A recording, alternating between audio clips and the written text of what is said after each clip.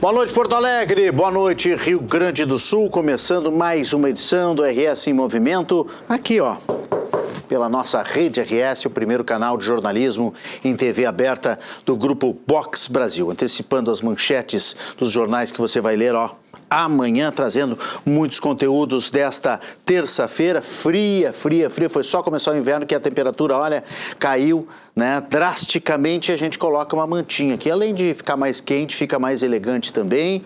E para trazer para vocês as notícias e muito serviço. Nosso primeiro bloco, especialmente do programa hoje, está recheado de prestação de serviço. Tem novidades aí do INSS e também da Receita Federal com o seu segundo lote de restituição do imposto de renda. Vamos ver como é que está a noite desta terça-feira lá fora. Nosso show de câmeras ao vivo. Esteio na Grande Porto Alegre com 11 graus. Nesse momento, esta câmera aérea mostrando a cidade. E também nós vamos dar uma passeada aqui na Serra Gaúcha, começando com Caxias. Olha o que é iluminação. Sempre me surpreendo positivamente com este cartão postal iluminado que é Caxias do Sul, essa grande cidade da nossa Serra Gaúcha. 6 graus nesse momento lá em Caxias. Tá frio. Gramado, câmera alta de cima da Igreja São Pedro, 5 graus nesse momento lá, movimentação de Gramado, nosso cartão postal da região serrana. E vamos ali do lado, mais 7 quilômetros para chegar até Canela, na igreja, na Catedral de Pedra, a igreja principal de Canela, temperatura 1 grau acima de 6 graus nesse momento, 6 graus a temperatura lá em Canela. E vamos seguir, né? Acompanhando o tempo, diz que vai esfriar bastante. O Lucas Canever vai nos trazer tudo hoje durante o programa, direto do nosso estúdio do tempo. E muitas atrações no ritmo da Copa, muitos jogos, muito conteúdo esportivo aqui para você. Esperando, hein? Daqui a 24 horas, mais ou menos, 24 horas e mais 26 minutos, o Brasil vai estar entrando em campo no seu terceiro jogo da Copa do Mundo contra a Escócia. Vamos juntos até às 8 da noite, trazendo todo esse conteúdo para você. Veja agora os destaques da edição desta terça-feira.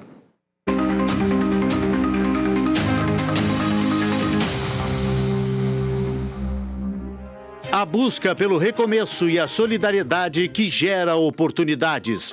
Porto Alegre promove um grande feirão de empregos exclusivo para migrantes e refugiados. Na edição de hoje, vamos mostrar detalhes desta ação que conecta empresas e pessoas que escolheram o Rio Grande do Sul para reconstruir suas vidas.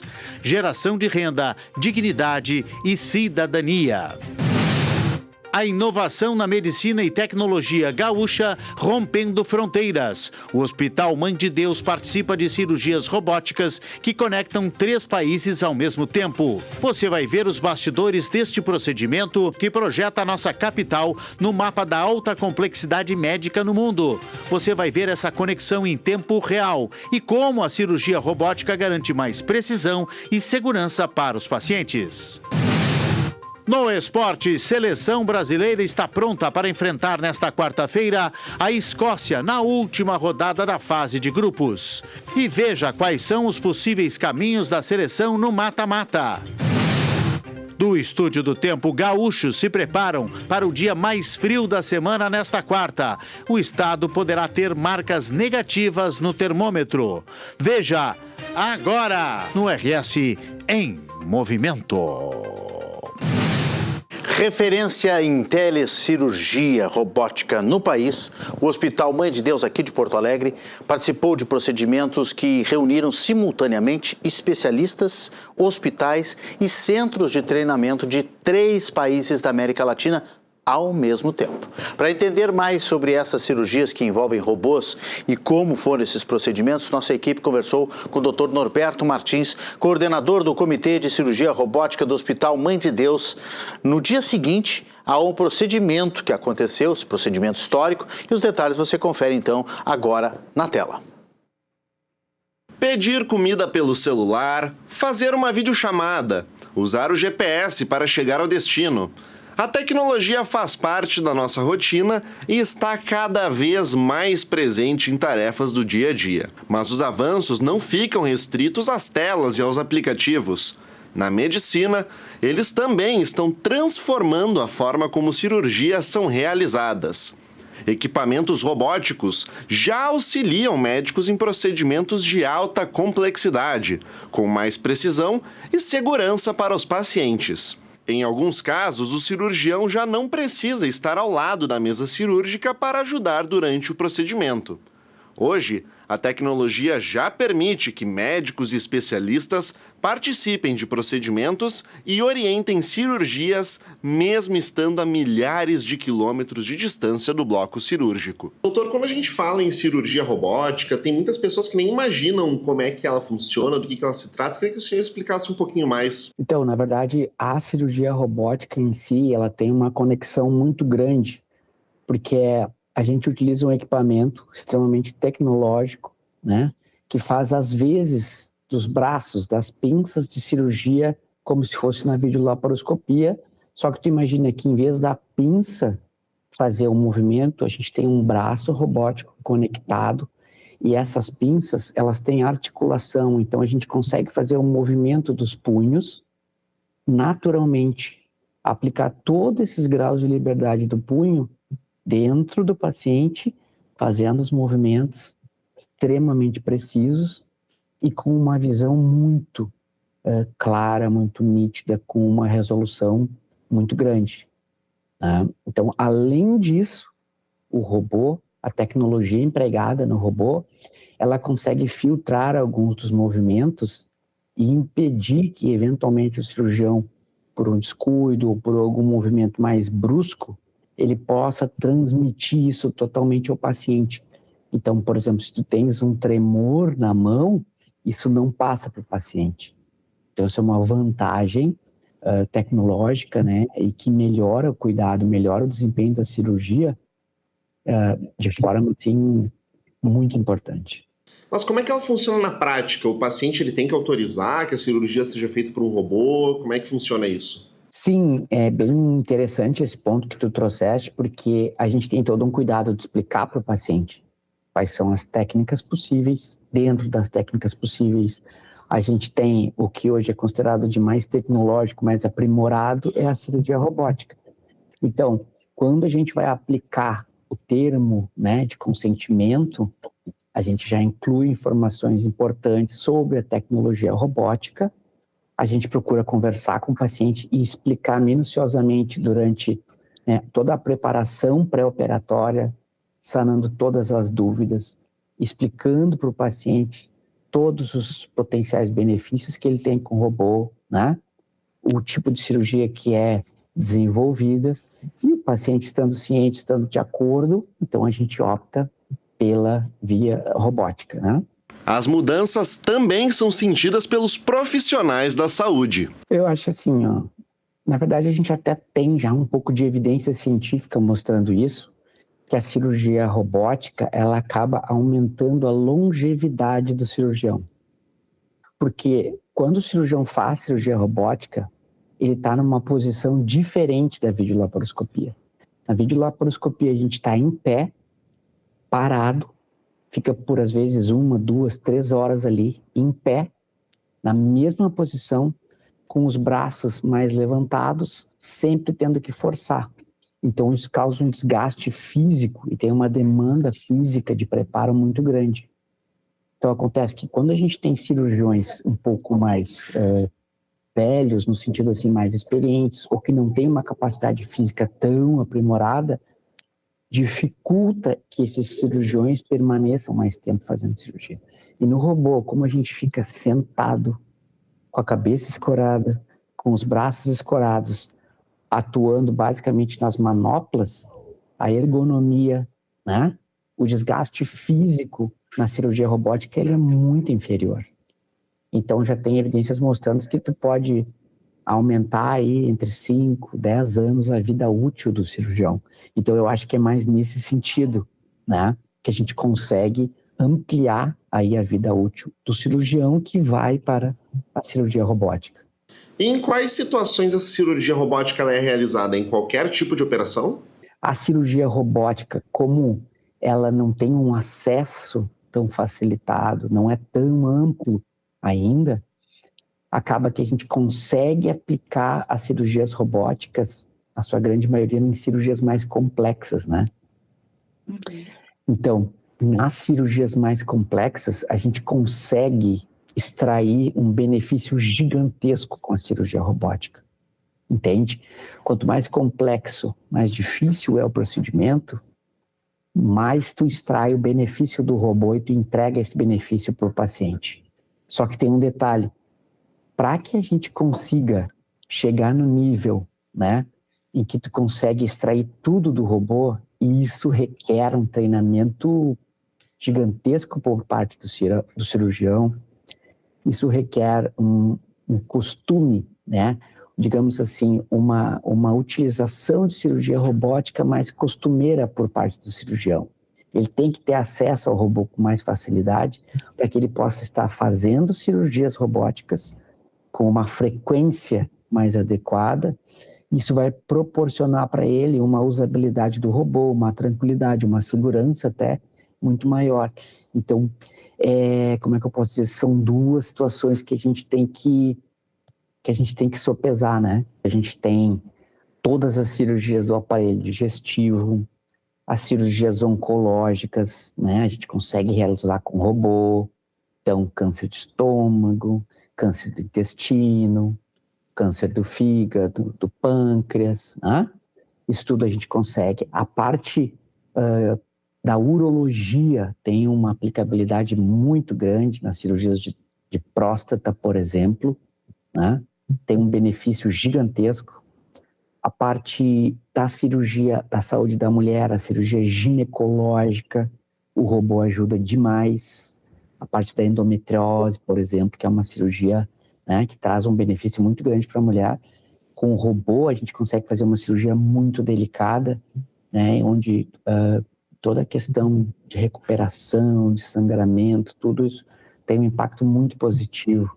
E como é que é o ambiente, doutor? O local, a descrição desse centro cirúrgico, como é que funciona uma operação numa cirurgia robótica? É bem interessante, porque na verdade a gente tem uma sala que a gente tem 3 elementos fundamentais na robótica ali, que é o console do cirurgião, o console onde o cirurgião fica sentado e ele fica controlando o robô, onde ele consegue enxergar, ter acesso à tela, onde ele consegue manipular, né, as pinças robóticas. A gente tem a torre de imagem. Nessa torre está toda a central de processamento, digamos assim, né, de controle.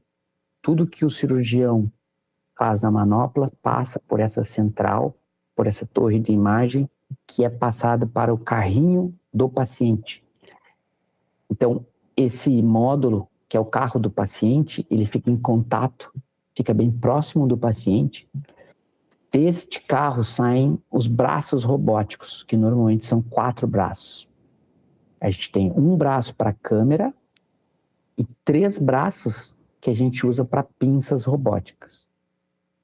Então, esses elementos estão interconectados e, através desse grupo de elementos, a gente consegue, então, fazer uma cirurgia robótica.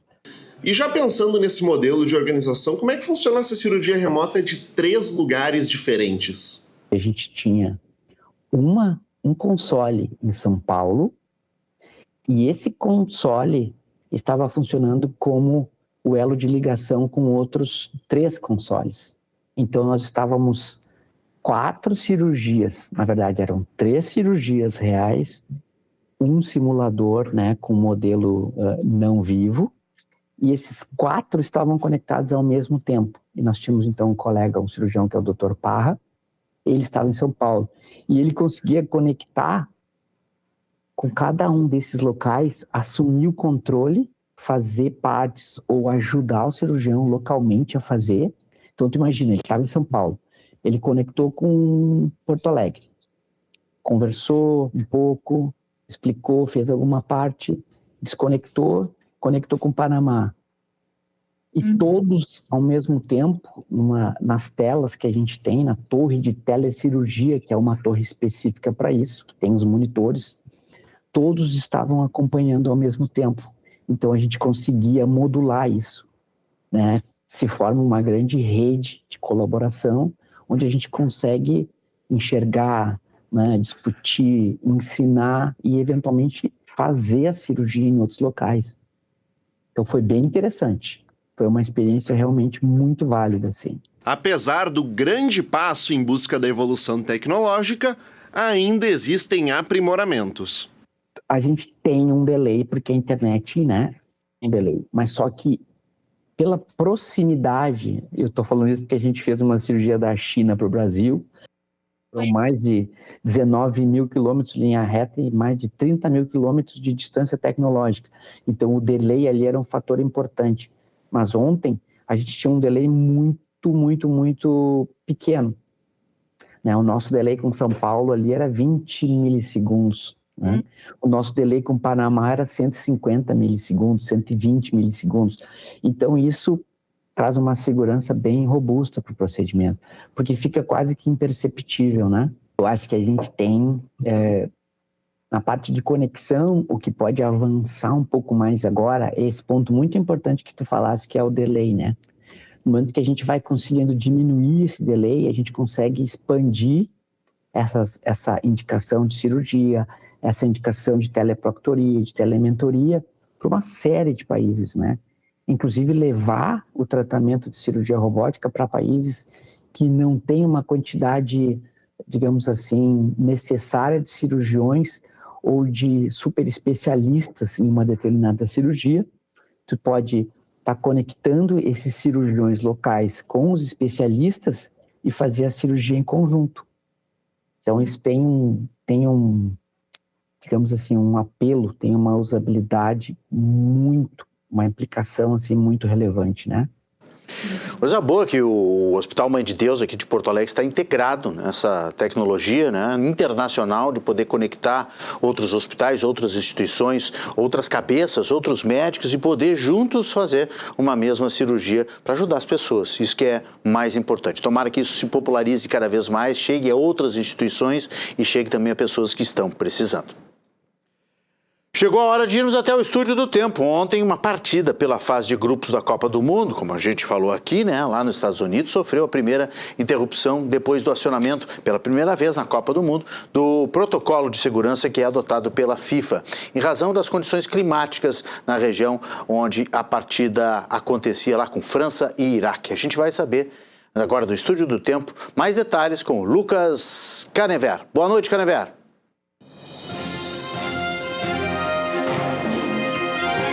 Olá, boa noite, Renato, e boa noite para você que nos acompanha no Estúdio do Tempo da Rede RS. O nosso assunto de hoje é a Copa do Mundo. Ontem à noite, a partida entre França e Iraque foi paralisada por 2 horas e 12 minutos por causa de uma tempestade intensa com raios que atingiu a região do estádio onde o jogo acontecia. Isso fez com que o protocolo de tempo severo fosse acionado pela primeira vez na Copa do Mundo desse ano.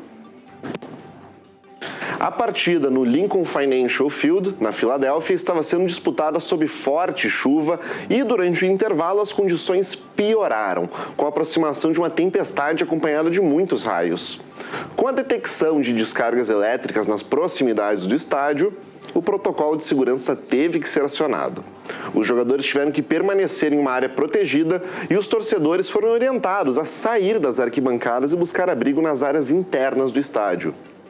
De acordo com os critérios, se um raio é detectado a uma distância de 13 quilômetros do estádio, a partida tem que ser suspensa imediatamente.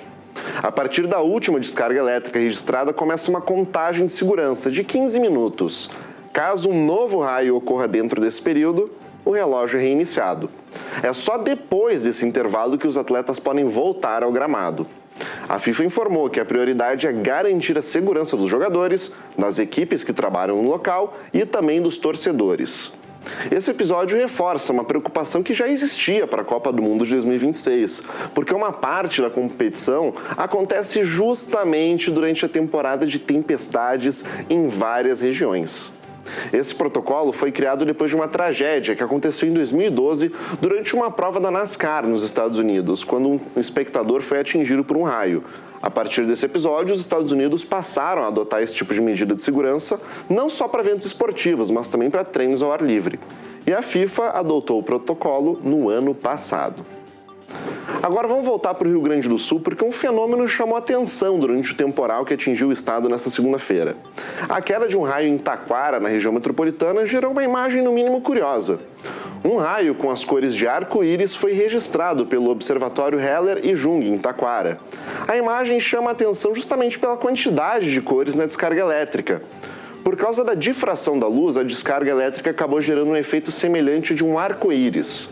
O fenômeno acontece quando a luz ela é decomposta em diferentes cores, justamente quando ela interage com partículas e gases presentes na atmosfera, revelando tons que normalmente a gente não consegue perceber durante o clarão do raio.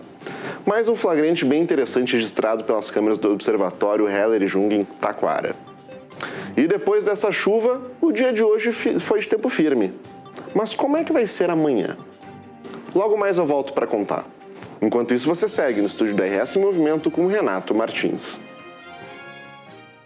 Valeu, Lucas Canever, já estou aqui com o Irineu Guarnier Filho. Boa noite, Irineu. Boa noite, Tudo Renato. Bem? Tudo. Seja bem-vindo, Irineu.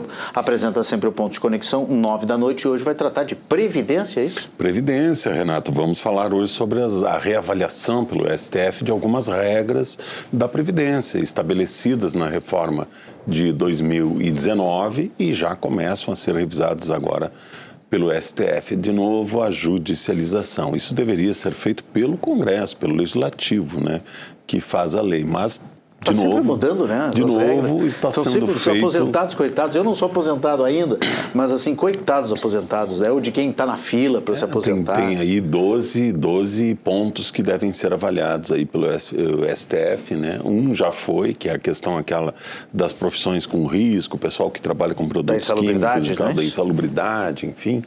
Essa já foi decidida, então... não vão ter aquela redução que teriam, né, de aposentadoria mais cedo. E outros pontos aí estão em discussão e provavelmente sejam modificados. De novo, vamos ter uma modificação poucos anos após, 7 anos após a aprovação da reforma. Muda muito, né? Os limites de idade, enfim, mudam muito. A revisão da vida toda parece que já está descartada também, estava no STF, foi votado e foi derrubada também. Que seria um alento para muita gente que poderia se aposentar com uma idade menor ou com valor maior, enfim. Muita gente tentou e não conseguiu isso aí, ou pensava em fazer essa revisão e não conseguiu, né? Então, a questão é essa, né? A Previdência tem uma dificuldade de caixa muito grande, né, Renato? Cada vez menos pessoas contribuem para a Previdência, muita informalidade no mercado de trabalho, muitos jovens que preferem não trabalhar por CLT, com carteira assinada, enfim, contribuir para a Previdência, e cada vez as pessoas estão vivendo mais também, né? Também tem isso. A expectativa média de vida no Brasil aumenta, então mais pessoas estão chegando à idade da aposentadoria. Então, em algum momento, essa conta não fecha. A gente já vai ver os teus convidados, mas tem aqui uma notícia até que eu queria comentar contigo, Irineu, porque o INSS publicou na segunda-feira, no Diário Oficial da União, uma série de mudanças de segurança para receber os benefícios.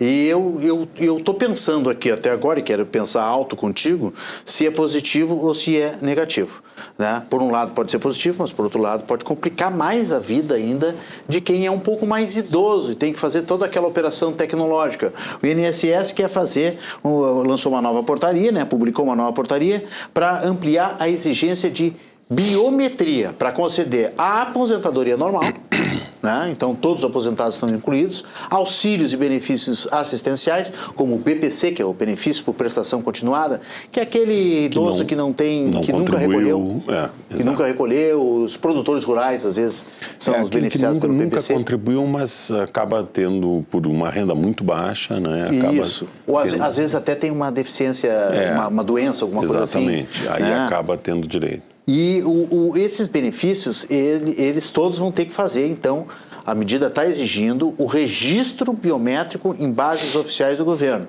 como a carteira de identidade nacional, título de eleitor ou então a carteira nacional de habilitação. O objetivo, claro, é identificar com mais segurança os segurados, reduzir fraudes nos pagamentos, isso aí até aí é tudo positivo, né? E estão dispensados alguns idosos, por exemplo, aí vem o lado positivo, acho que tiveram sensibilidade, né? Acima de 80 anos está liberado.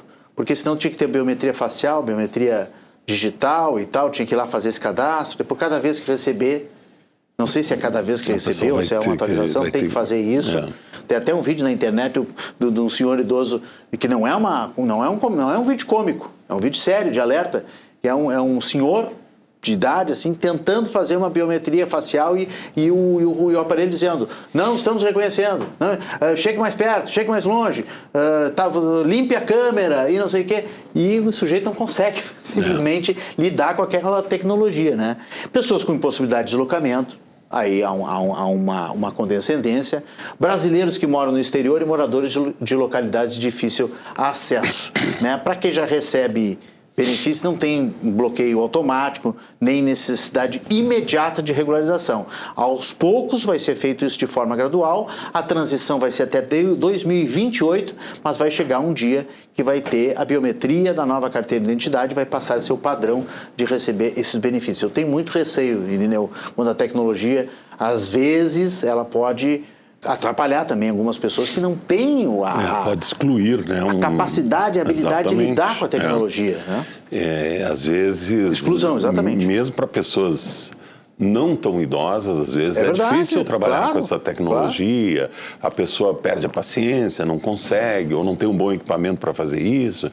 Então, assim, parece que muitas vezes quem decide isso aí não está levando em conta esse público, que é um público que merece uma atenção especial. Não podemos tratar os desiguais igualmente. Os desiguais têm que ser tratados desigualmente. E essa é uma preocupação pertinente, eu acho, da tua parte, Renato, com esse público aí que merece uma atenção especial. Agora, claro, o INSS quer também coibir, né, toda essa fraude que aconteceu. A intenção é a melhor possível, né? Que coibir as fraudes. Os descontos irregulares, né? Daqui a pouco estão tirando. Muita gente usando o nome de um familiar para fazer empréstimo, né? Então, claro que a biometria é uma barreira de segurança importante aí, e vamos caminhar para isso, e daqui a pouco todo mundo vai ter que usar. Mas, por enquanto, existe esse prazo aí também para adaptação. De adaptação, tudo, né? Os descontos regulares aqui, Irineu, no Rio Grande do Sul, chegaram a 26 milhões de reais. 126, eu estou minimizando aqui, 126 milhões de reais, Limal. Segundo o INSS, quase 209 mil gaúchos aderiram ao acordo, né? Aquele acordo que foi devidamente divulgado, receberam os valores de volta, e mais de 6 mil beneficiários contestaram os descontos. Pai, eu estou minimizando tudo hoje, estou lendo os números a menos. 306 mil. 6 mil é muito pouco. 306 mil beneficiários contestaram os descontos no Estado. Isso significa que cerca de 68% dos casos já terminaram em acordo, enquanto os demais seguem análise. Como essa novela está longa, né?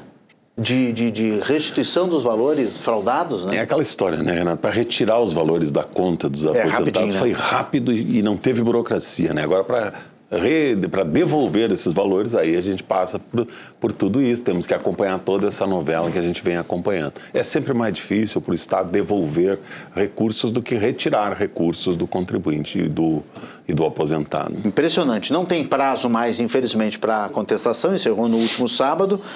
O processo de quem pediu a revisão não encerra, continua acontecendo. Depois da análise, o segurado ainda pode aderir ao acordo do INSS. A entidade responsável pelo desconto, cada entidade, né, que promoveu o desconto, tem até 15 dias úteis para responder e comprovar se tinha uma autorização legal do beneficiário. A adesão do acordo é uma escolha do segurado, não é uma obrigatoriedade, mas também não está fácil para receber esse dinheiro de volta. Quem são os teus convidados, Irineu, no ponto de conexão de hoje? Temos aquela tela com os nomes? Temos a tela com o nome, então bota na tela. Então, bota na tela a turma do ponto de conexão. Então, estarão aqui conosco hoje a Vanessa Portela, que é advogada previdenciária, o Marcelo Bittencourt, que é advogado previdenciarista, e também estará conosco o Itamar Santos, vice-presidente do Conselho Estadual de Saúde do Rio Grande do Sul, e o Joel Fraga, especialista em Previdência Pública e Privada. Você vê que a minha voz hoje não está ajudando, né? Não está 100%, hein? Não está 100%, estou me recuperando aí embora vacinado e tudo. Essa época, né? É uma época complicada. Eu estou aqui, ó, de mantinha. Quem viu nas minhas redes sociais lá hoje uma foto bonita, né? Elegante. Eu vi, muito elegante. Luxo maravilhoso. 300 casacos, né? Um capuz, uma touca. Parecia um astronauta. É um astronauta duro. Duro, não conseguia me mexer. 3 graus a sensação térmica hoje de manhã em Porto Alegre. Não foi fácil. E isso não é nada, né? Porque no interior aí, coisas, né? Temperaturas muito mais baixas. O Canevera depois vai nos falar e amanhã parece que vai ser pior. Irineu, quero saber se tu está esperando aí a consulta ao segundo lote de restituição, porque é o nosso próximo assunto aqui. Sim, tá de olho nesse dinheirinho aí também? Mundo, claro. Sempre é bom, né? Sempre é bom ficar atento a isso aí, não deixar passar, né? Valeu, Mas eu Irineu. deixo essas questões lá com o meu contador e ele Tu me só avisa. recebe dinheiro? Ele só me avisa, tem para receber ou tem para pagar. E eu corro atrás para resolver. Claro que tu gosta quando ele avisa, né? Que Prefiro tem pra que ele pagar. me avise que tenha para receber. Para receber. Muito bem, até logo mais, Irineu. 9 da noite com Ponto de Conexão. A Receita Federal abriu nesta terça-feira a consulta ao segundo lote de restituição, que é o maior de toda a história, devido ao número de beneficiados, né? Imposto de renda de 2026. O pagamento vai ser feito no dia 30 de junho e vai beneficiar 9 milhões e meio de contribuintes em todo o país. Segundo a Receita, né, o maior lote de pessoas contempladas e juntos os 2 primeiros lotes devem alcançar cerca de 80% das restituições previstas para este ano. A consulta deve ser feita no site da Receita Federal ou pelo aplicativo Meu Imposto de Renda. Quem não aparecer na lista de pagamento também pode verificar se há pendências na declaração que tenham levado o documento para a malha fina. A seguir, mais de 30 mil migrantes e refugiados vivem em Porto Alegre. Depois do intervalo, a gente fala sobre essa Semana do Migrante e Refugiado, que promove uma série de atividades voltadas à inclusão, cidadania e mercado de trabalho para quem está procurando um recomeço e oportunidades de emprego também aqui na capital dos gaúchos. O intervalo é rápido, a gente já volta e espero vocês.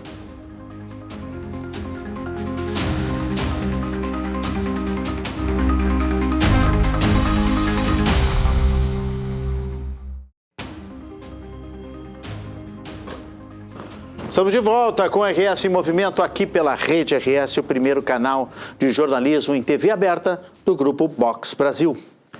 Porto Alegre tem mais de 30 mil migrantes e refugiados vivendo na capital. São pessoas que chegam aqui em busca de segurança, de recomeço, de oportunidades, mas que também enfrentam desafios para conseguir documentação, trabalho, integração com a comunidade.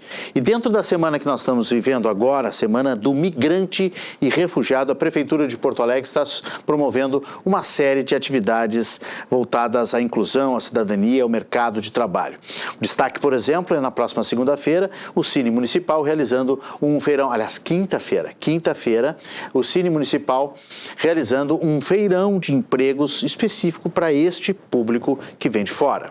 Para falar sobre essa programação, as oportunidades, as histórias de quem migra aqui para o Brasil, para o Rio Grande do Sul, especialmente para Porto Alegre, nós estamos recebendo o Mário Fuentes Barba, coordenador dos povos indígenas, imigrantes, refugiados e direitos difusos da Secretaria Municipal de Inclusão e de Desenvolvimento Humano de Porto Alegre. Boa noite, Mário. Seja bem-vindo ao RS em Movimento. Muito obrigado pela presença aqui conosco.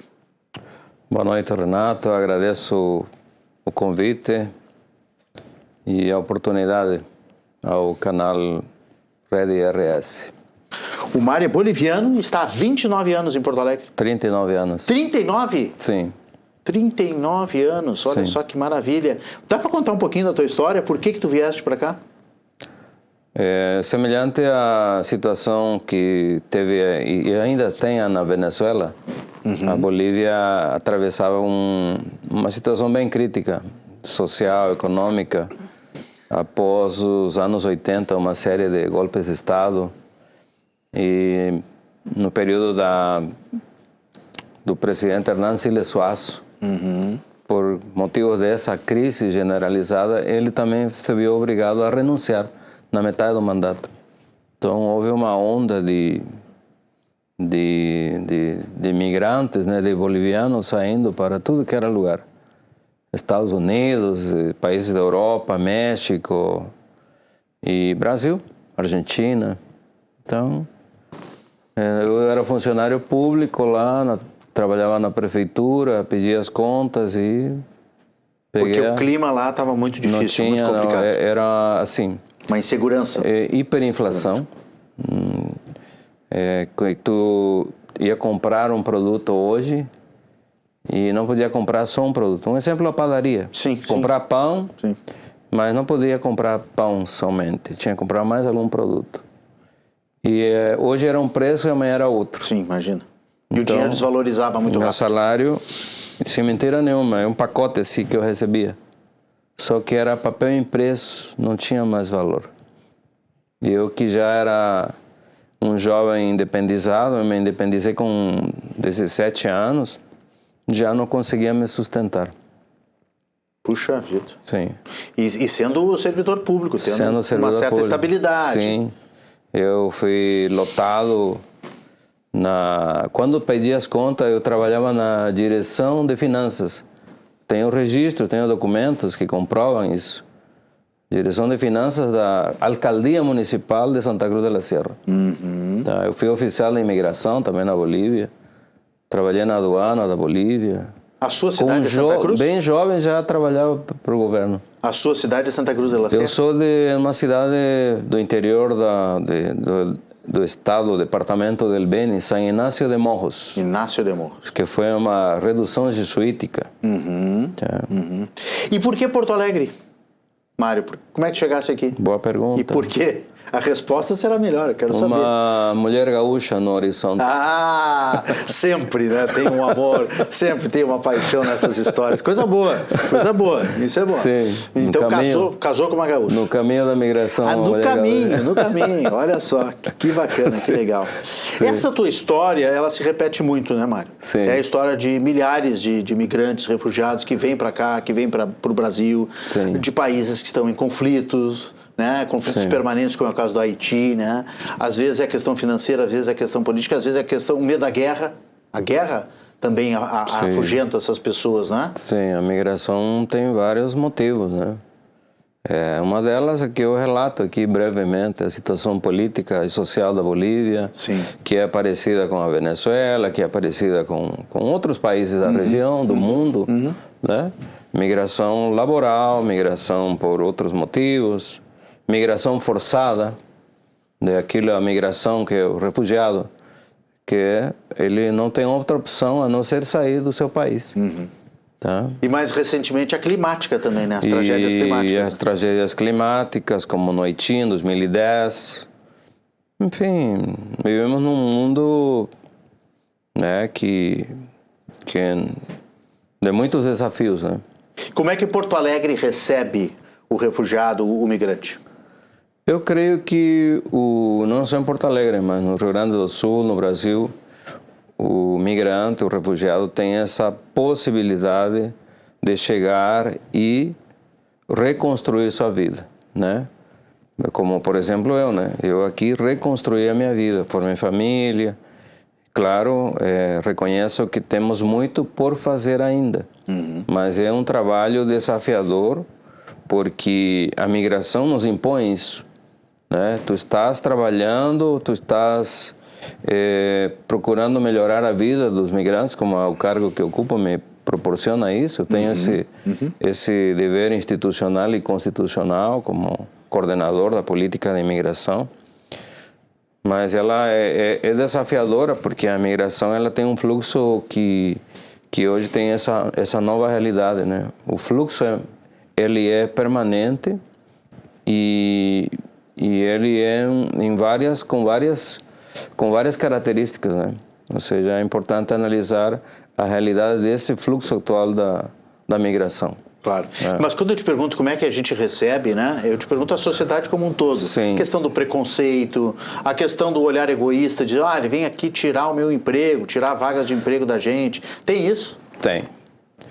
Não podemos negar de que esse é um dos desafios enquanto ao processo de integração local, integração social, cultural, comunitária, de que ainda há dentro do tecido social da sociedade algum estranhamento com os novos migrantes. E eu questiono de forma respeitosa, inclusive já promovi em parceria com instituições da rede de imigração, dos comitês de imigração, com a própria academia. Me lembro em 2020, por ocasião da Semana Estadual do Migrante, a contribuição, ou melhor dizendo, né, a migração como contribuição nas características e no desenvolvimento do estado do Rio Grande do Sul. Aí quando tu traz isso para um painel, um debate, um espaço de reflexão, aí tu traz para a migração atual. Por que esse estranhamento, o certo estranhamento com os novos migrantes?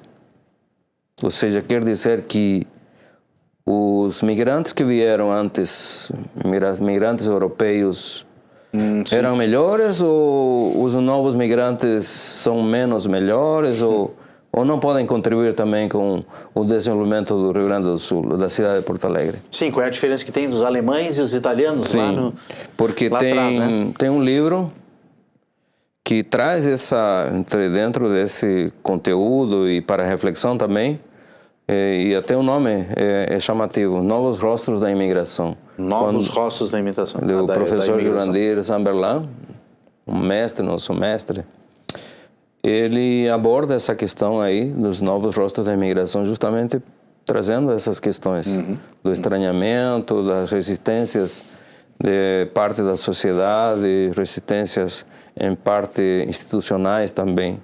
Ou seja, eu trago números de que essa contribuição da migração atual ela é positiva. Dados do CAGED, da RAIS, dados oficiais, elas recentemente nos dão conta de que quase 30% dos trabalhadores formais são migrantes. Esses novos migrantes. 30%? Quase 30%. 28 ponto, vírgula, né? Coma em espanhol. Coma a vírgula. Muito bem. Ponto e coma. Né? Interessante isso, né? A gente não tem dados oficiais. Noção.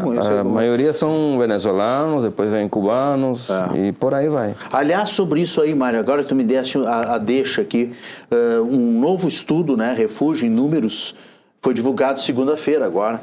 Ontem, né? Sim. Dados do Observatório das Migrações Internacionais. Pela primeira vez na história do Brasil, os cubanos ultrapassaram os venezuelanos. Sim. E estão no primeiro lugar do ranking de pedidos de refúgio no Brasil. A situação não tá fácil lá em Cuba, né? Sim. E ao longo de todo o ano passado foram registrados 75.599 pedidos de cubanos. Sim.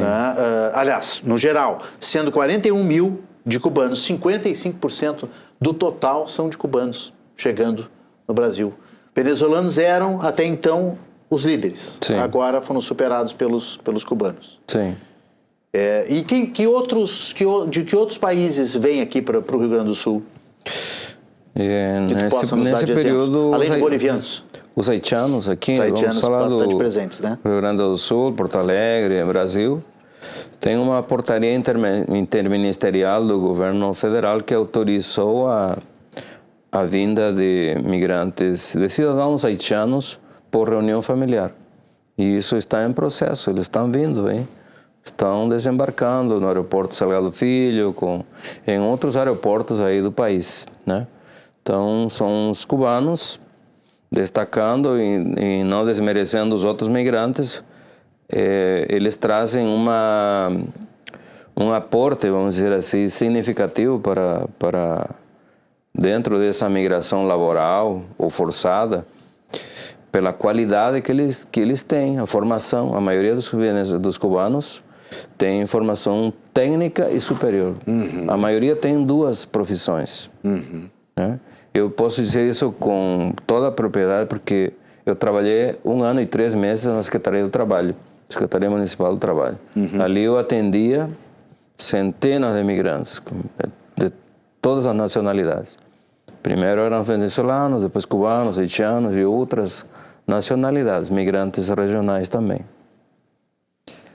Mário, essa questão do emprego, né? Vamos falar dessa oportunidade que é o feirão dentro da semana. Sim. Mas eu queria, antes disso, te perguntar também sobre o preconceito. Ele também ainda existe quando se fala no emprego? Qual é a posição, quais são os cargos que são ocupados pelos migrantes, né? Porque a gente vê muito ainda balconista de farmácia, de frentista, que tudo bem, obviamente são profissões extremamente honrosas, mas a gente sabe que existe um preconceito em não deixar o refugiado subir, né? Subir na vida e ter um cargo melhor, ter um salário melhor. O que é isso? É preconceito puro? É racismo? É xenofobia? É o medo de que aquele refugiado vá tirar emprego, por exemplo, de um cidadão brasileiro? Em parte, sim. Porque é difícil ver, né? Em parte, sim. A maioria das vagas de trabalho que oferta o Cine e as agências de emprego aí, particulares são para cargos operacionais e de serviço. E claro, o migrante que vem, que tem qualificação, ele pega, né? Como eu também, eu trabalhei lá, comecei lá no chão, né? Como se diz, reconstruindo a minha vida. Mas eu gosto de abordar essas questões aí, eu gosto dessas perguntas, tá? Porque me permitem também desconstruir esses estigmas, esses ambientes que justamente agora, segunda-feira, nós vamos ter um debate sobre o mercado de trabalho, mas precisamente trazendo para a reflexão das partes envolvidas, do empregador, o empregado, de como melhorar o ambiente laboral. Nós temos números, nós temos informações de que, embora agradecendo aqui a classe empresarial, com todo respeito, mas ainda nós temos, os migrantes enfrentam dificuldades nesse ambiente da empresa. Muitas vezes, digo eu por experiência, o patrão não sabe o que está acontecendo lá dentro. Lá. Ele manda lá o seu gerente, o seu administrador lá, mas lá ainda precisa ser criados ambientes mais receptivos, né, com o migrante, né, que ele não está tirando o lugar de ninguém. E digo com toda a propriedade, também trazendo dados oficiais. Por exemplo, isso é público. O que está acontecendo hoje na nossa cidade e de Porto Alegre? Nossa, porque já estou naturalizado, viu, Renato? Que maravilha. Depois de 39 anos. Isso é um outro ponto, tá? Que é o sentimento de pertencimento do migrante. Isso é um outro ponto que gostaria de abordar. Mas números. A capital, Porto Alegre é a capital brasileira com o maior número de pessoas 60 a mais. Estou incluído nessa idade. Estou revelando aqui a minha idade, tá? Tá, publicamente. Tá certo. Revelação em primeira mão aqui do Mário. Não parece, mas já... Admitindo a idade. Não parecemos. Então, Porto Alegre são números. E na outra ponta, o baixo índice de natalidade. Sim. Ou seja, hoje a pirâmide social está invertida. Um número maior de pessoas já aposentadas ou nesse processo, e do outro lado, menos pessoas, menos jovens vão ter para o mercado de trabalho. E aí que você pode observar a faixa etária dos migrantes. Um grande número está nessa idade produtiva. Sim. 19 a 30 e pouco, 40 e poucos anos. Então, hoje, por isso que é significativo desses números. Claro. Qual é a mão de obra que nós vamos pegar? Tem empresas indo lá para Roraima buscar trabalhadores. E quando surgiu aquela questão lá na Venezuela, recentemente, a captura do presidente Maduro, houve um movimento da comunidade venezuelana, neste caso, porque eu estou no dia a dia com eles, né? De que o desejo de muitos era e ainda é de retornar à Venezuela. Tá? E por outro lado, as notícias que eu acompanho era uma apreensão do setor empresarial, da indústria. E agora? Se esses migrantes voltarem para o seu país. O que nós vamos fazer? Quem é que vai ocupar as vagas deles? Então, veja que não estão tirando o lugar de ninguém. Não, é verdade. Ou seja, que cada dia, saiu agora essa semana na 0 hora, a maioria das empresas da construção civil que empregam muitos trabalhadores migrantes estão em busca de mão de obra. Uma crise de mão de obra, Sim. né? Mário, então, esse debate que você falou aí vai ser no plenarinho da Assembleia. Sim. Sobre a questão do mercado de trabalho, na segunda-feira, dia 29. Todos esses eventos fazem parte da Semana do Migrante e Refugiado, que está aí na tela, inclusive. E na quinta-feira, dia 25, um feirão de empregos destinado exclusivamente para migrantes e refugiados. Das 9 da manhã até as 4 da tarde, no Cine Municipal, que fica lá na Uruguai, número 83, no Centro Histórico. Com apoio da Organização Internacional para as Migrações, OIM, a quem agradeço. Sempre trabalhamos em parceria com a OIM, o ACNUR, outras organizações da sociedade civil, associações de imigrantes, membros dos comitês de imigração, comitê municipal, comitê estadual. Aproveito para agradecer. E ainda sobre, se me permite, abordar a questão das oportunidades de trabalho, e quando o migrante, que hoje está lá no chão de fábrica, está lá trabalhando nos serviços, mas ele tem essa qualificação, é porque durante o processo de migração não foi ainda incluído. Sim. Ou seja, somos gratos. Aqui eu faço também a voz de um migrante. Claro. Somos gratos por ser recebidos no Brasil. Mas nesse processo da migração ainda não tem de como receber um migrante com seu conhecimento. Olha, lá o cidadão cubano, vamos dizer assim, né? Ele tem o seu diploma de engenheiro, de médico, etc.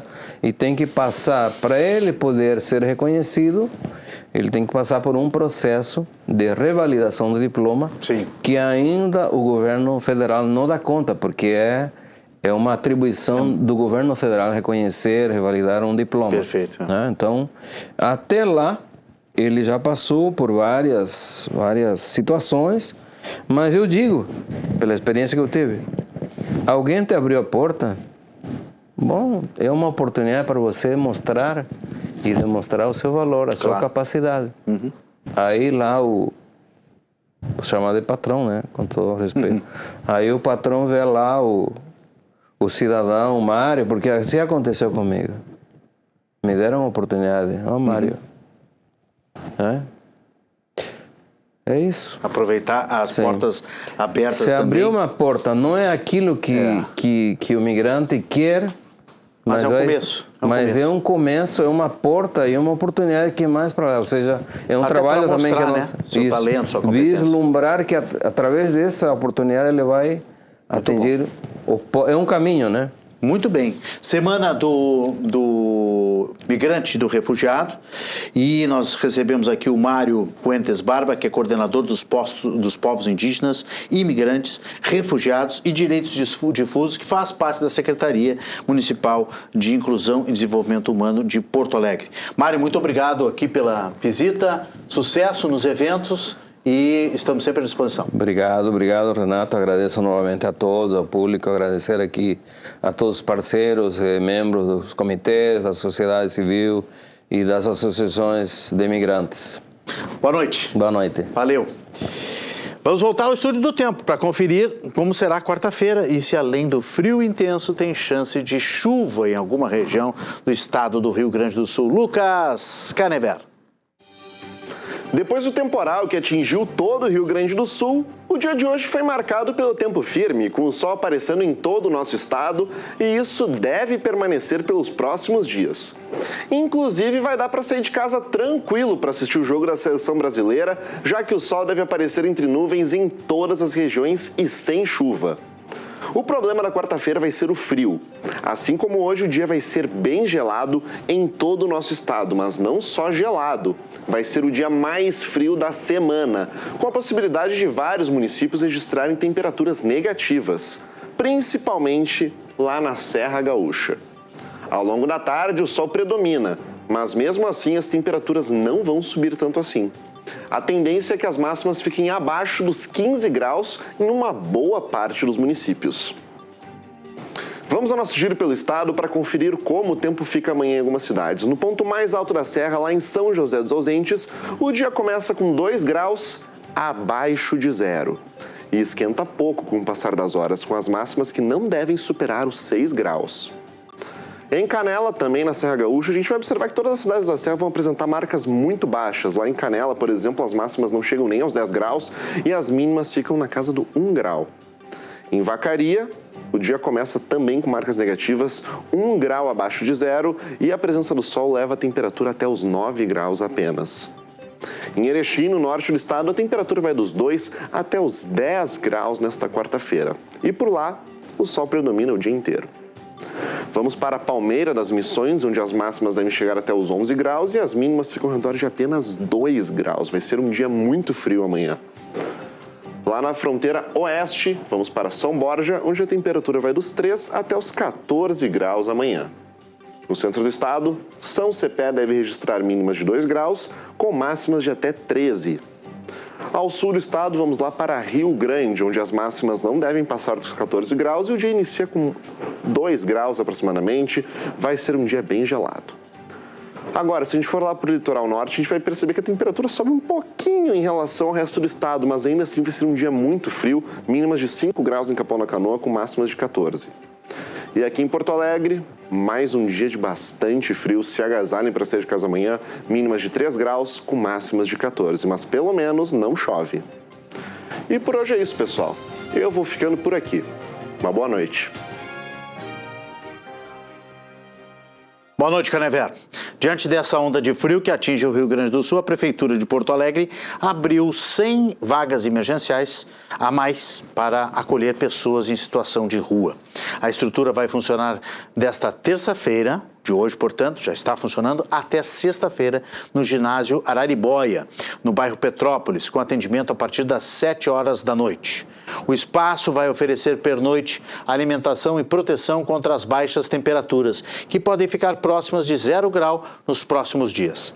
As vagas serão preenchidas por meio das equipes de abordagem social do município e, neste espaço, o atendimento será destinado exclusivamente a homens, já que os demais abrigos e albergues têm vagas para as mulheres, idosos, PCDs e LGBTQIA+. A medida complementa a Operação Inverno, que já dispõe de 445 vagas em abrigos e albergues da capital.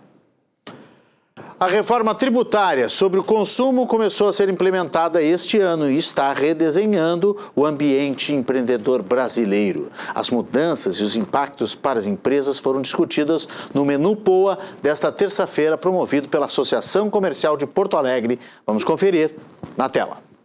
Mesmo que sem efeitos tributários em 2026, o Brasil começou a se adequar à nova reforma tributária.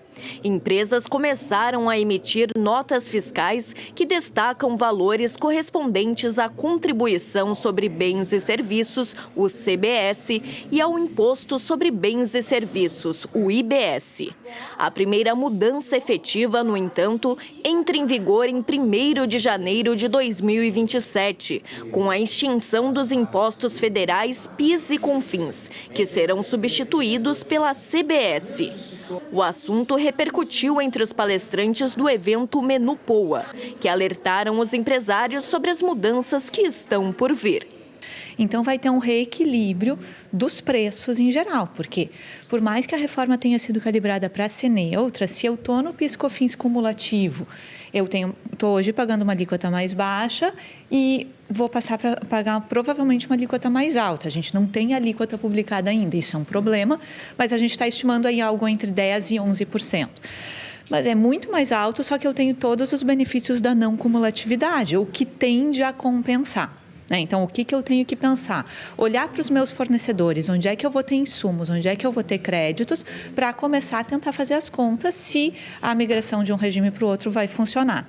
Quem está no modelo não cumulativo do PIS e COFINS me parece que vai sentir um pouco menos, porque a transição é de uma alíquota grande para outra alíquota grande, mas também com os benefícios da não cumulatividade. Mas mesmo assim, os parâmetros de não cumulatividade são diferentes. Tem coisas que hoje não dão crédito no PIS e na COFINS que vão passar a dar. As demais mudanças serão implementadas gradativamente até 2033, ano no qual a nova reforma passa a valer de forma integral. Segunda grande virada é lá em 2029, que a gente começa gradualmente a diminuir ICMS e ISS e subir o IBS. Mas ali é uma mudança gradual, a gente não vai virar a chave da noite para o dia. Eu vou, na medida que eu diminuo os tributos estaduais e municipais, eu vou subindo o imposto sobre bens e serviços entre 29 e 33. Tá? E esse é o outro grande marco. Em 33 é a certidão de óbito do ICMS e do ISS que passa a entrar plenamente o IBS em vigor e daí a gente completou essa etapa de reforma tributária que impacta muito para o contribuinte, para o cidadão. Ali, em 33, eu estou com a reforma plenamente concluída. Segundo o vice-presidente jurídico da Federação, Milton Machado, a reforma vai impactar a carga tributária das empresas de formas diferentes, variando conforme o setor. Para o setor de serviços, o aumento da carga tributária é brutal, né? Para o setor do comércio, ali, alguns tipos de comércio ali poderão empatar, ou alguns ter até alguma redução, alguns um outro aumento. E para a indústria, principalmente a indústria que tem um IPI alto, aí sim, dependendo da alíquota, né, poderá sim ter uma redução da carga tributária. As indústrias, né, com cadeias longas, que hoje elas não conseguem fazer esse creditamento a que eu me referia, né, de uma forma perfeita, até porque o legislador se encarregou de deturpar o sistema que estava lá na Constituição. Então, para essas indústrias, elas vão ter uma liberdade maior de fazer esses créditos, né? A ideia é justamente essa. E foi uma reforma, na verdade, pensando muito na indústria mesmo, né? Então, é possível que para a indústria haja uma pequena redução, mas para o setor de serviço e para o comércio, não, o setor de serviço vai ter uma alta muito grande. Para a agricultura também, acreditamos que vai ter um aumento, né? Houve alguns avanços ali no final da aprovação da reforma tributária, em razão da cesta básica, a possibilidade de o pequeno agricultor adotar uma sistemática igual ao Simples, né? Que está sendo chamado Simples Rural, mas também para a agricultura, digamos, há uma previsão de aumento de carga também. Neste momento, a principal recomendação para os empreendedores é começar a adaptação o quanto antes, para evitar confusão e prejuízos no futuro. Há muitos setores que nem emitem nota fiscal, que não estão acostumados a trabalhar com sistemática de crédito e débito, como, por exemplo, o setor de locações. Até pessoa física vai ter que emitir nota fiscal e pagar a CBS, o CBS, dependendo ali se ela tiver o número X de imóveis, o número X de faturamento, né? Que se entenda ali que aquilo se assemelha a uma profissão, né? Empresário da locação, por assim dizer, ainda que seja pessoa física, também vai ter que aí vai ter, não é nem se adaptar, vai ter que aprender a extrair nota fiscal e trabalhar com essa sistemática de crédito e débito, que não é uma sistemática fácil. Então, os empresários, de uma forma geral, né, precisam se adaptar urgentemente. Nós já estamos em junho. Daqui a 6 meses entra em vigor já a CBS. Depois do intervalo, vamos receber o Rogério Amaral, porque o nosso assunto é Copa do Mundo. Amanhã a seleção brasileira enfrenta a seleção da Escócia. 7 da noite, vai ser neste horário, exatamente em 24 horas que o Brasil vai estar em campo, vai estar terminando o primeiro tempo nesse momento, numa partida que pode inclusive contar com a estreia do Neymar. Esses e outros assuntos, o intervalo é rápido, a gente já volta, eu espero vocês.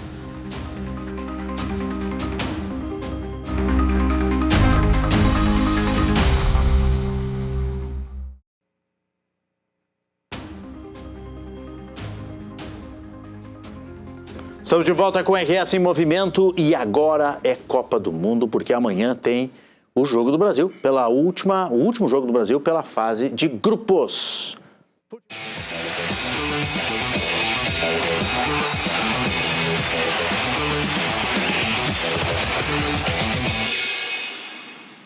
Se é futebol, se é Copa do Mundo, é Rogério Amaral. Boa noite, Rogério. Seja bem-vindo.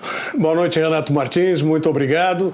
Preparando aí, fazendo um aquecimento para entrar em campo, ainda falando mais alto do que o normal, porque a voz não está saindo. Aí, olha, tá difícil, complicado. O inverno recém começou, hein? Não, mas é aí que eu acho que é o problema. Demorou para começar o inverno. E o frio veio antes, inclusive. Veio antes essa mudança. É que a nossa amplitude térmica é que nos mata, né? Você vai num dia lá, tá com 30 graus, no outro dia tá com 5 e no mesmo dia vai dos 5 para os 18, 20 e tanto. Aí, esse aqui é o problema. Complicado. Mas vamos lá. Vai, toca o spray de gengibre aí e própolis para melhorar essa garganta. E ainda bem que não tem que narrar jogo, só comenta, né? Porque se tivesse que narrar, meu amigo... Não, essa fase já passou. Ia ser complicado, já passou essa fase aí no teu currículo. Vamos... Bom, a gente vai estar, como eu disse, olha, a gente vai estar agora no intervalo, mais ou menos, daqui a 24 horas, de Brasil e Escócia. Temos reportagem aqui, tu quer a reportagem antes? Vamos à reportagem, porque teve, inclusive, problemas também aí no deslocamento do Brasil. Brasil e Escócia, na tela, Thales Aliati. A seleção brasileira já está em Miami, onde enfrenta a Escócia amanhã às 7 horas da noite. Nesta terça, o técnico Carlo Ancelotti comandou o último treino antes da partida. O lado esquerdo de ataque do adversário é uma das preocupações do setor defensivo brasileiro. Vai ser um jogo muito difícil. Eles têm muitos jogadores de qualidade ali. Tem o Maguire, que a gente enfrenta sempre ali contra o Aston Villa, o Robertson do Liverpool. Muitos outros jogadores de qualidade. Com certeza eles vão vir com tudo para tentar ganhar da gente, mas a gente vem treinando bastante, a gente está nos preparando bastante também, vai ser um grande jogo, espero que a gente consiga sair com a vitória. Neymar está recuperado da lesão na panturrilha e pode ser relacionado. O atacante fez hoje o terceiro treino integral junto com o resto do elenco. O goleiro Alisson também retornou aos treinos. Ele estava sendo poupado por controle de carga, fazendo apenas trabalhos de academia e deve ser titular no duelo de quarta. Quem não retorna é o Rafinha, que teve lesão na coxa direita durante a partida contra o Haiti e ainda não tem previsão de retorno. Nas redes sociais, o atacante disse que fará de tudo para se recuperar o mais rápido possível. No mesmo horário de Brasil e Escócia, Marrocos e Haiti se enfrentam. As duas partidas definirão as posições do Grupo C, que podem ser decididas nos critérios de desempate. Neste momento, o líder é o Brasil, com 4 pontos, saldo de 3 gols positivos e 4 gols marcados. Com os mesmos 4 pontos, o Marrocos está atrás do Brasil pelo saldo de gols, com 1 gol positivo e 2 gols marcados. A Escócia ocupa a terceira posição com 3 pontos, saldo 0 e 1 gol marcado. Na lanterna, o Haiti ainda não pontuou e não marcou gols, tendo saldo -4. Bom, Brasil e Escócia amanhã é tudo ou nada, né? Para ver como é que vai ficar essa pontuação. Qual foi o problema que deu no deslocamento do Brasil? O atraso. A seleção brasileira, por a questão de clima, veja que isso não é apenas nos jogos, mas atrasou e congestionou todo o tráfego aéreo para o Brasil poder sair, né, da onde está concentrado, que é Nova York, para ir para Miami. Puxa vida. Ou seja, descer, né? Sim. Para Miami. E aí teve um atraso, retardou a saída do voo da seleção brasileira, porque houve um congestionamento, como eu disse, do tráfego aéreo. Tomara que esse tenha sido o menor dos problemas, que nós não tenhamos amanhã contra a Escócia um problema maior. Mas, de qualquer maneira, como nós vimos aí na tabela de classificação, o adversário de Marrocos é muito mais frágil do que o adversário da seleção brasileira, que é a Escócia. E como o primeiro critério para desempate é o confronto direto, estão empatados Brasil e Marrocos porque empataram na primeira rodada. Então, é fundamental que se faça aí saldo de gols, que esse vai ser o primeiro critério. Agora, vai mudar a seleção brasileira com a ausência do Rafinha? Vai o jogador que pode se aproximar da movimentação, que é o Gabriel Martinelli, ou vai Ryan, ou vai Luiz Henrique, que são jogadores com uma proposta diferente, né, na seleção brasileira, e inclusive com o reposicionamento do Lucas Paquetá. Essas são questões que a gente só vai saber amanhã, quando a escalação for oficializada, pelo técnico Carlo Ancelotti e que nós tivermos aí a definição de qual será o 11 inicial do time brasileiro. Nós temos vários cenários, né, que a nossa equipe aí estudou, a gente vai mostrar algumas telas, mas antes de ver quem é que o Brasil pode pegar, eu te pergunto, Rogério, ainda é o melhor lugar, o primeiro lugar para o Brasil? Ainda é. Mais confortável? Para todo o caminho, a gente vai ver isso depois, ainda é o primeiro lugar, até porque o primeiro lugar não vai obrigar a deslocamento de sede. Tem essa facilidade. Essa é a grande vantagem, também além de um adversário, vamos dizer, em tese, mais fraco, você tem essa aí a grande vantagem, você continua, né, com a sua base. Menos desgaste, né? Menos desgaste. Pra equipe, né? Por exemplo, hoje houve um desgaste. Quer queira, quer não queira, você perde 2 horas, 3 horas, né, de atraso para o voo. Logística, né? Você está perdendo aí pelo menos esse tempo como descanso, como recuperação ou como exercício mesmo, como trabalho. Exato, complicado. Bom, vamos ver então o que a gente preparou aqui, as telas do Brasil dentro do Grupo C, né? Conforme a classificação no Grupo C, o que ele pode pegar pela frente. Vamos ver a primeira tela, se o Brasil ficar em primeiro. Primeiro lugar, aí já vem um adversário, que é um adversário que, quando nós fizemos aquele programa especial, antes da primeira participação da seleção brasileira, o Ponto de Conexão, sim, nós falamos aí a respeito da seleção japonesa, que a seleção japonesa vem de uma série de invencibilidade contra seleções europeias, que são seleções mais fortes, já de 10 jogos de invencibilidade. E que nós tínhamos enfrentado o Japão num amistoso preparatório e havíamos sido derrotados, nós, seleção brasileira, pela seleção japonesa. Então, esse é um mundial em que o Japão, vamos dizer assim, ele busca a sua maioridade. Então, é um adversário difícil também, mas a gente vai ver na sequência que dos possíveis prováveis adversários, sem dúvida alguma, o Japão ainda é o mais acessível para se passar. Passando... Rogério, só para fazer um alerta aqui, que esse quadro, né? Não, pode deixar a tela. Esse quadro é o de aqui momento. É o de momento e também não levando em conta os resultados dos outros times, das outras seleções. Sim, não, e o que está agora, até porque nós temos como se tivesse jogos... dado um botão de congelamento nesse momento. Por exemplo, nós tivemos uma surpresa que a gente vai ver na sequência, nos jogos de hoje, né?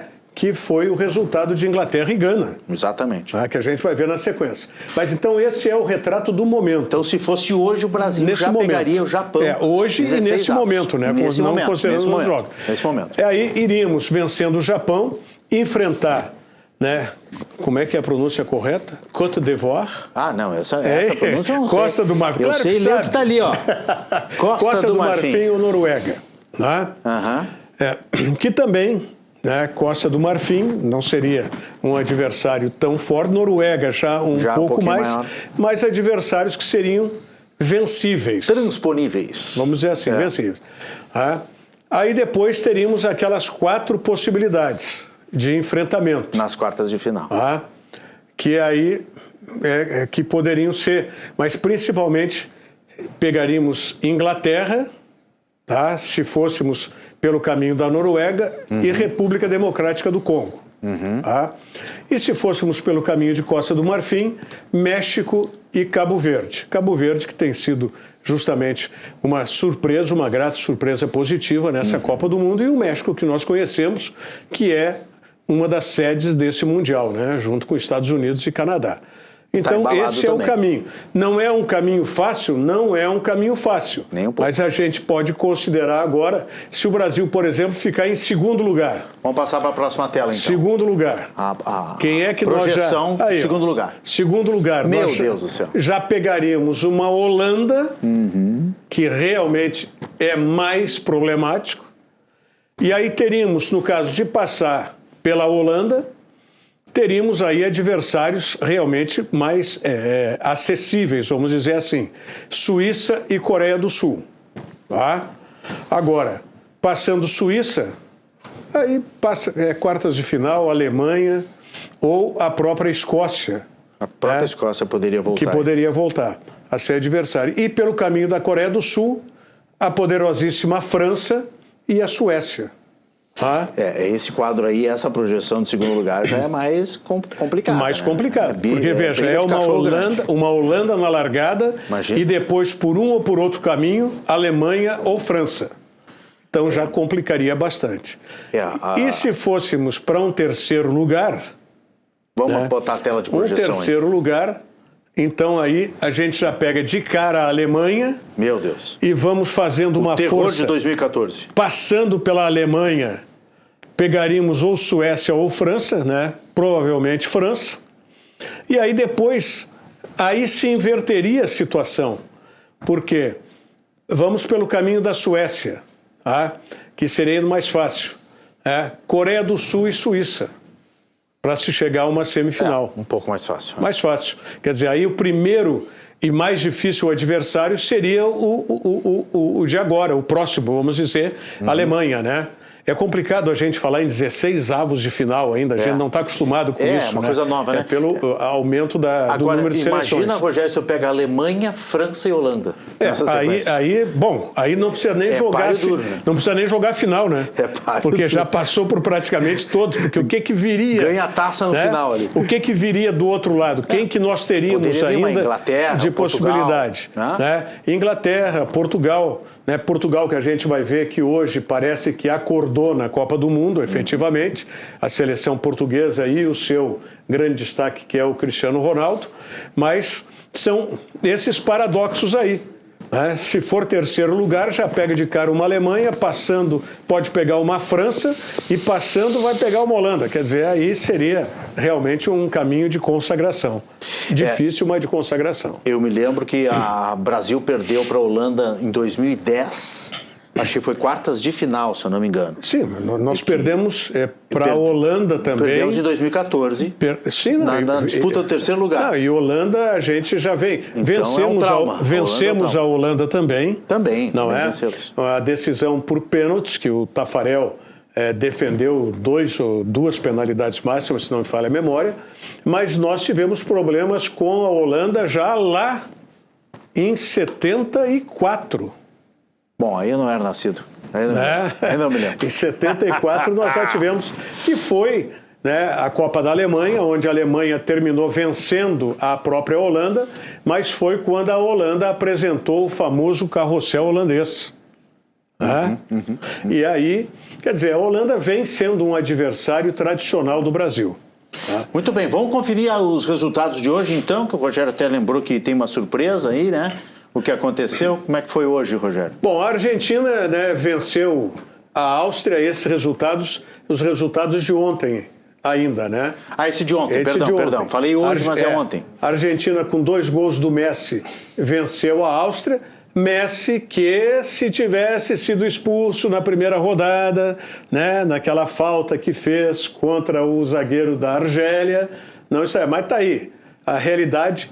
Futebol no mundo todo ele tem muito ou pouco de política também, né? Então, tá aí, Argentina 2-0 sobre a Áustria, com 2 gols do Messi. A França vencendo o Iraque por 3-0, com 2 gols do Mbappé. E 1 hora e 47 minutos de intervalo. Por causa da questão climática, né?